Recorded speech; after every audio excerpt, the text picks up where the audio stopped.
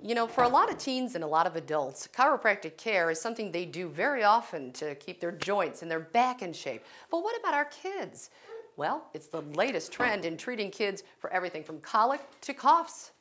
Ann Riemann says she was at the end of her patience when her son Thomas was a baby. Chronic ear infections left them with one option: tubes. But she wasn't sold. He was only 15 months old, and the thought of putting him under anesthesia and having tubes put in just wasn't something we were interested in doing.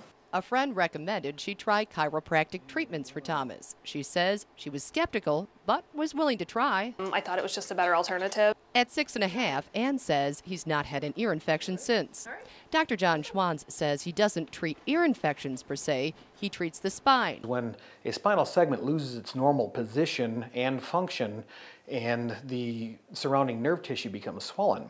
Getting that spinal segment back in alignment, says Dr. Schwanz, clears the pathway the nerve needs to send signals to the brain. The nerves transfer down from the brain through the spinal cord and then out the spinal cord to those organs or tissues. If that is compromised in some way, then the organ or tissue will not work correctly. Works the same, he says, for adults, but when working with children, Dr. Schwanz says he modifies the way he does the adjustments based on the size of the child. I may just use my fingertips. As opposed to an adult, I would use a different connection point with my hand to make the spinal adjustment. Working on patients just days old to toddlers like 2-year-old Gabriel. His mother Emily has been getting chiropractic treatments since she was 4 and gets them for her son as preventative care. If I know they've had a bad spill or any kind of symptoms of a cold coming on, I just bring them here, and they haven't been on any kind of medication.